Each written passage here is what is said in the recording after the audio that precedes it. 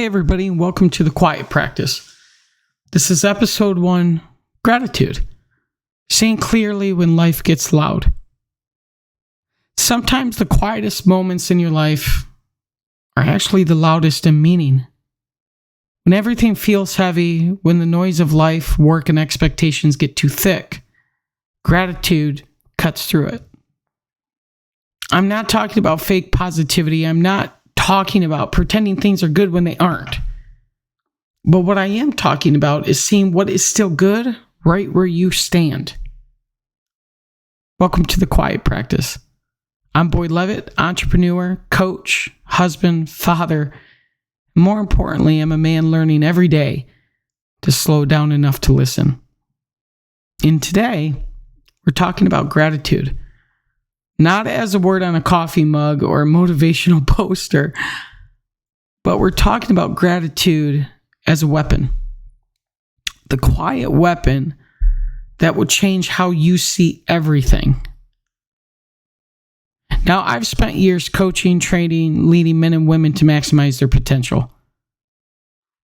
I have spent countless hours, days, nights, months, years even, trying to understand how I can best serve those who look at me. It wasn't always the game plan to end up where I am currently. I first went to school for secondary education, for history, all to be Indiana Jones. I haven't met one person who hasn't at least one time wanted to be Indiana Jones.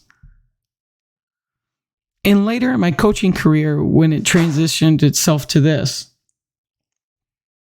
what I found was the reason I wanted to be a teacher, I wanted to be Indiana Jones, if you will, was an inner desire to help people, to empower people through education, to empower people to take back control of their life and their mindset. It took me a lot of self-evaluation to get over the fact I never became Indiana Jones. But I feel like I became something a lot deeper. And that took me years of practicing gratitude to realize that. So throughout my entire coaching process, I have always talked about gratitude and why it's important. But I started noticing a pattern. People were starting to come up to me and say, Coach, I'm having a really hard time practicing gratitude. And so what that made me do was self-evaluate as to why gratitude is a practice I want my people doing each and every day. Why is gratitude such an important investment for individuals to make? And by dissecting that thought pattern and going back to the beginning, it answered that question. It allowed me to see the patterns as to why gratitude is so hard to practice. And it's very simple. Gratitude is hard to practice because most people only feel grateful when things are easy in their life. When their gas tank is full, when their pantry's full, when their lights are turned on. It's extremely hard to practice gratitude in moments of turmoil or unpredictability. It is extremely hard for people during those moments to stop, look around them, and say, life is still good. And I was one of those people. 5-6 years ago, the grind consumed me.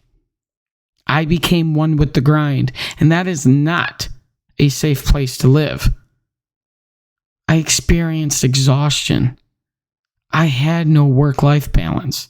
I was so focused on the end game, I wasn't concentrating at all to the day-to-day, the things that were making me tired, overwhelmed, emotionally spent by the time I get home. The early mornings, the grind, the exhaustion, the lack of family balance was not a result of me working too hard. It was a result of me not looking around and being grateful for what I had accomplished at that moment. It took me forever to realize, why are you so tired? And then I stumbled upon a quote. Gratitude is not natural. It's trained. I'm going to say it one more time because it is that important to me to share.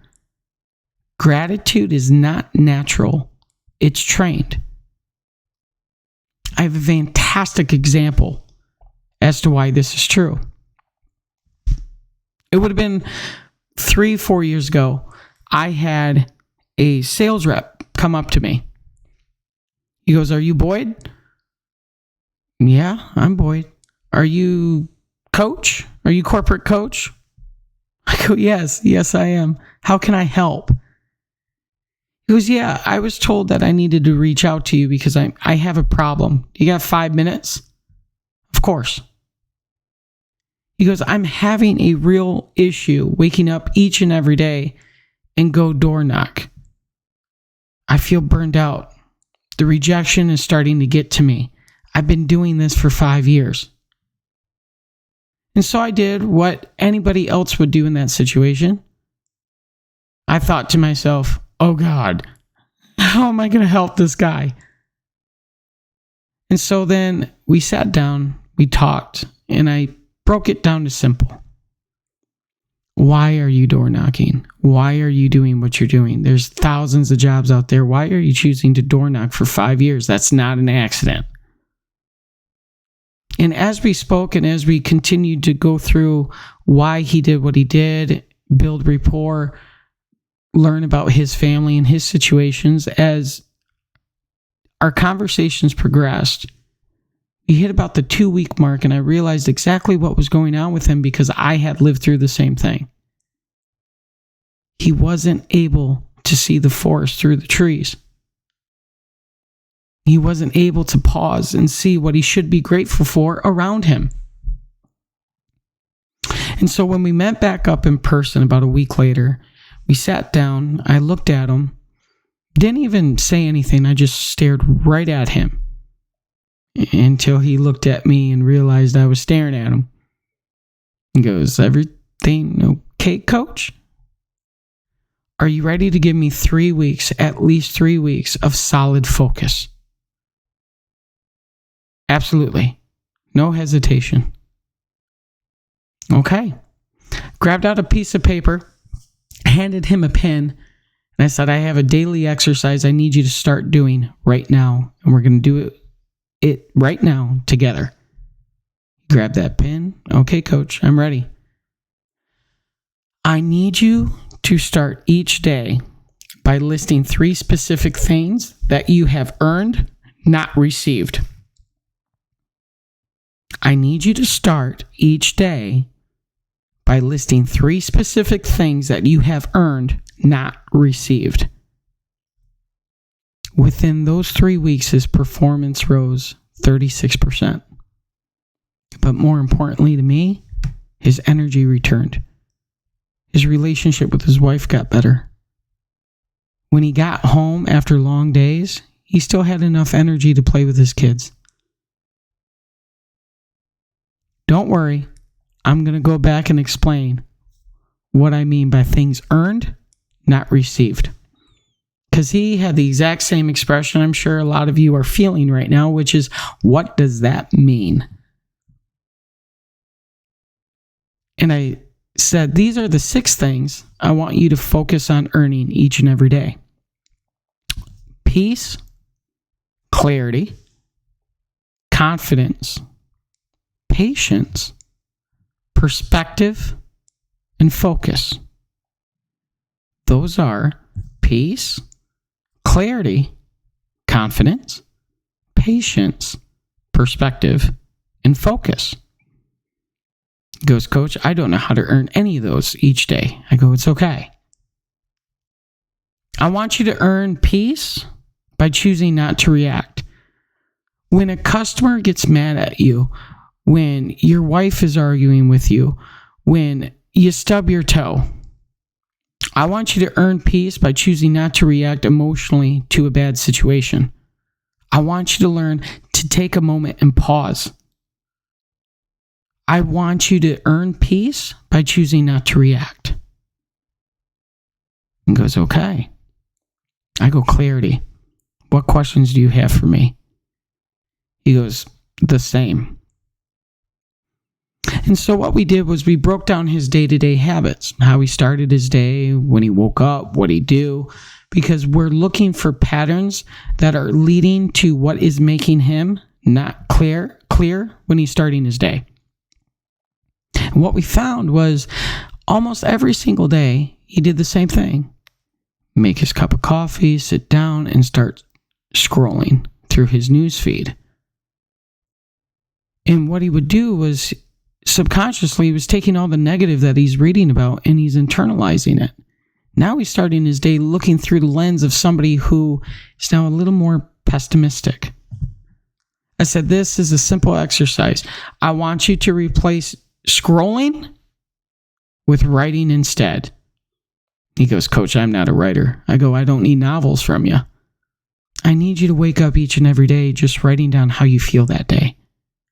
What are you looking forward to that day?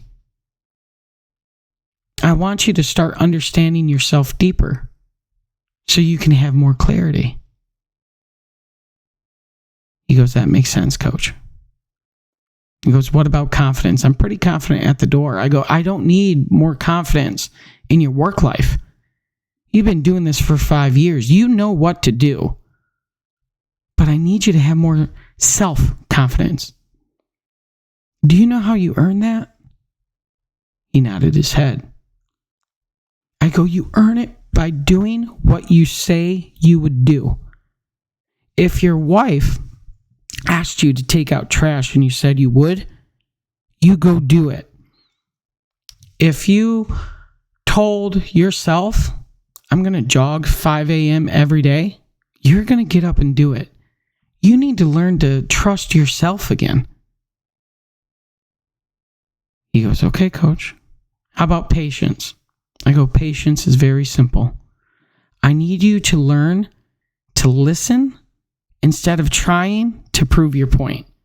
When a customer pushes back at you, when your wife pushes back at you, when all these things start compiling towards you, I need you to pause and actually listen to what's being said to you. I don't need you to listen to respond. I need you to listen so they know they are heard. This will give you patience. This will train you to not react, but to absorb. And this is what's going to give you perspective, because you're going to learn to reflect before speaking. And I go, focus is going to be the easiest one for you. Whatever your goal is, whatever your why is, why ever you're doing what you're doing, it's time to say goodbye to distractions. Because what gratitude does is it will actually reframe control. Because what you're doing when you practice gratitude and get those mental and emotional wins is you start gaining back ownership of your own perspective. When you start getting ownership back of your perspective, everything changes for you. Now, if I was standing in front of you right now and I pulled out this little blue pill, I said, if you take this blue pill, you're going to be able to see all the opportunities around you. You're going to be able to see all the joy around you. Would you do it? And I bring this up because when I brought this up to that student, it wasn't something that I knew naturally to do. I had to do a little bit of research. And I started at the psychological level of the benefits of gratitude. And this is what I found. The neurological benefits of practicing gratitude, it actually spikes dopamine and serotonin just from daily gratitude journaling. This will actually rewire your brain towards positivity. Regular gratitude practice activates your prefrontal cortex. This is the region of your brain that's associated with reward, empathy, value judgment. And what this does over time is this is actually going to reshape your neurological pathways, literally training the brain, your brain, to notice opportunities and goodness instead of threats and deficits. This is hardwiring your brain to now see the opportunities around you with no side effects. Think of it like this. It's a mental strength training. Every single act of gratitude that you perform will actually build cognitive resilience. And I want you to think for a moment. I want you to take a step back. If you practice gratitude, what do you think that would do to your anxiety and depression if it allowed you to see all the opportunities around you? Because there have been studies that have been published that show that daily gratitude journaling will actually decrease rumination and negative self-talk. We're all guilty of negative self-talk. What practicing gratitude does is it interrupts the loop of what's wrong and it replaces it with what's right now. And I want you to take a moment.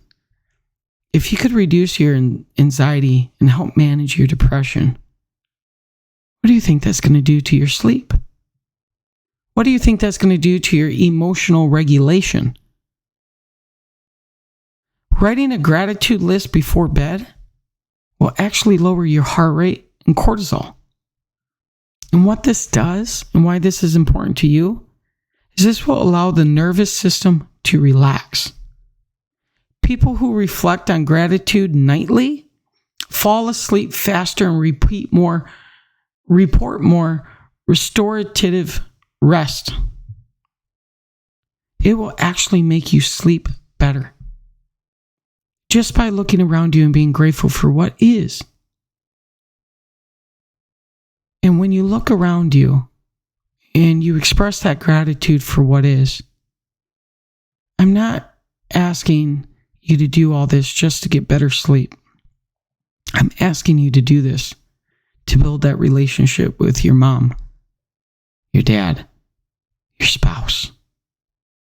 Because what gratitude does is it will strengthen the relationships around you and also boost the trust. Because expressing gratitude, even slightly towards somebody, will boost oxytocin, also known as the bonding hormone. It deepens empathy and builds the perception of mutual care. So you come home, you're tired, you're exhausted, you've done so much, or if you have the hardest job on the planet, you're home with the babies. You're doing whatever you can to provide for your family the way that you can. And just by showing a little bit of gratitude, it's going to increase the perception of mutual care. It's going to make you bond deeper with those around you. And I'm not talking just about at home. I'm talking professionally as well. Teams and organizations that openly recognize effort report higher morale and lower burnout amongst their employees. Just by showing gratitude for the people who show up each and every day, trying to make your business work, your theories in motion, will actually help you achieve your goals, and it will make your employees happy. All of this leads to what we really need each and every day, and that's mental resilience. Gratitude doesn't deny pain, it reframes it. By acknowledging what remains good in hard times, people cultivate psychological flexibility. This is the ability to adapt to stress without losing stability or self-worth. And we've all had those days. We've all had those days of driving home and wondering, is this even worth it? Are our actions actually mattering? Do they matter? And what gratitude does is it actually will boost your self-worth and also your motivation.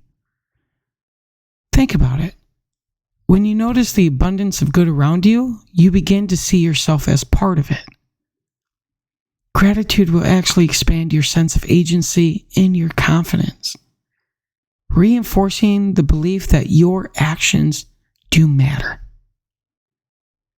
A Harvard study published in 2011 showed that people who wrote 3 things they were thankful for daily were happier. They exercised more, and get this, they even had fewer doctor visits. They were healing themselves just by being more grateful for what is instead of focused on what's not. And trust me, there's only 2 reasons after listening to this episode you would not start practicing gratitude. The first reason is you're too afraid to start. And you're too afraid to start because you think you need to be perfect when you start. And you don't. You just have to make it exist first. When I started, it felt awkward. It felt uncomfortable. I would spend 30 minutes just trying to think of 2 things to be truly grateful for that didn't make me feel like I was just a Hallmark card. It took real observation and real effort for me because I promise you it was not poetic. It was ugly. But I'm thankful I did not quit today. And the second reason you would not do this, the main reason you would not do this, is you're just afraid to. So I ask you the question, what changes if you don't? Because that's where it starts. Small, true, quiet steps. So I want you to take a moment and I want you to do an interactive session with me real quick. As long as you're safe, if you're driving, please do this later.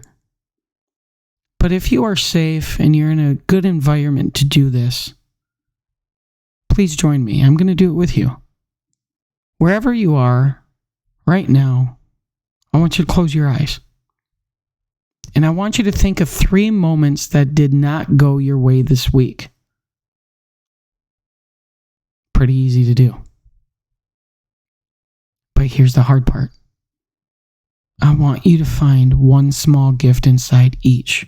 1 lesson you can take away. I want you to think about the delay that happened to you today or throughout this week. Somebody cuts you off. Starbucks gets your order wrong. I want you to think about the delay and how that gave you patience. I want you to think about the argument that finally made you honest. And I want you to acknowledge the failure that made you hungrier. And then what I want you to do with this exercise is I want you to use this as a gratitude reset button. I want you to use it during stressful situations. I want you to use it before a meeting. I want you to do it when you feel like you're losing motivation during a sales call. I want you to do it when you feel like you're losing momentum in leadership situations. But more importantly, I want you to do this during family chaos.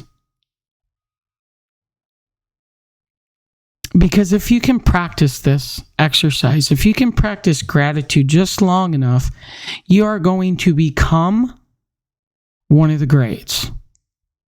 I'm not talking Tom Brady, LeBron James. I'm talking about one of the greatest mindsets ever. And that's Kobe Bryant's Mamba mindset. Even if you don't know who he is, Kobe Bryant has been many things to many people. But his mindset was unmatched. And he practiced gratitude for the hardest thing to be grateful for, and that's pain. He learned how to take pain, express gratitude for it, and use it as fuel. Because, guys, gratitude isn't always about being comfortable. It's about being uncomfortable. Sometimes it's about giving thanks to things that hurt, things that will eventually shape you. When Kobe Bryant talked about the Mamba mindset, he wasn't talking about just hype or hustle, which is part of it. But he was talking about gratitude. not for trophies or the attention, but for the pain that shaped him. He would consistently say that the injuries, the losses, the 4 a.m. practices were all gifts. And if any of you are like me, 30 and older, you wake up, if you slept funny, you're in pain. But Kobe was able to take that pain and reinforce it because what he knew was because it forced him to find clarity in chaos. It made him see what most people avoid. That discipline is its own form of peace. He realized you cannot control the world, only your reaction to it. And he lived that. He couldn't control his opponents. None of us can. He couldn't control the scoreboard. None of us can. And he never could control the noise. None of us can. But what he could control was how he responded to fatigue, how he responded to pressure. And he could control what he was going to learn from failure. That is what made him dangerous. That is what made him a champion. He didn't seek comfort. He found gratitude in discomfort. He learned to thank pain for being the teacher that no success could ever be. He realized that gratitude in its purest form is acceptance with awareness. It is saying, I'm not this moment, but I'll use it. Guys, when you stop resisting what's hard and start respecting what it's teaching you, you gain control over the only thing that is truly ever yours. And that's your perspective. It's not pretending everything's fine. We all know it's not. This is a hard world we live in. But it's in realizing that you are fine regardless. So I want you guys to take a moment and I want you guys to think of what challenge in your life can you thank? Not for how it feels right now, but for what it's teaching you. I want you to write this down. I want you to say it out loud. Because that's how pain becomes practice. And practice, I promise you, will eventually become peace. Because gratitude doesn't make life easier, it makes you stronger for it. That is one of the reasons why nightly journaling about gratitude is going to help build that resilience. There is actually something that I've learned with gratitude. And I actually learned it from one of my most favorite movies of all time. And that's White Christmas. There's a section in there, Bing Crosby, he talks about it in a very quick lyric. Count your blessings instead of sheep. Imagine if we actually practiced that every day. Imagine if we went to bed grateful for what's around us. Imagine how you will start your day. And then when you start your day like that, and then you start your next day like that, and now you're stacking days where you are consistently winning. I've learned that gratitude isn't saying thank you to life. It's saying I'm ready for more of it. Because when you're ready for more life, you're ready for more leadership. You're ready to take on more responsibilities with your family and be grateful that you're able to. And what this is eventually going to do, it's going to dwindle down all the distractions, all the unnecessary things in your life, and it's going to help you focus on your purpose. Gratitude is one of the first steps in finding your purpose. Because once you start singling out what's making you grateful each and every day, you're going to want more of that. And that's what it is. It's about building stability inside before chasing it outside of yourself. And so I want to recap these daily practices. I want you to do the 60-second gratitude reset before those stressful situations. I want you every morning to write 3 things that you have earned, not received, for that day. I want you to get into the habit of doing a midday check-in with yourself. When something goes wrong, I want you to pause and ask, what is this teaching me? And then I want you to stack the wins. I want you to do this nightly. Write one thing that went right and one thing you handled better than you did yesterday. I promise you, if you repeat these 3 practices for 30 days, you will start thinking differently. And I promise you, your body will follow your focus. Gratitude doesn't mean you're satisfied. It means you're centered. It's the foundation before the climb, the quiet moment before the noise starts again.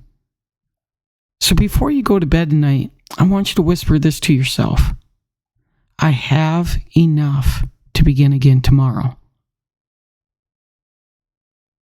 I have enough to begin again tomorrow. This was the Quiet Practice. I'm Boyd Levitt. Thank you for spending this time with me, finding your calm amongst the chaos. Next week, we're talking about discipline, what it really is, and how to use it when motivation dies. Until next week.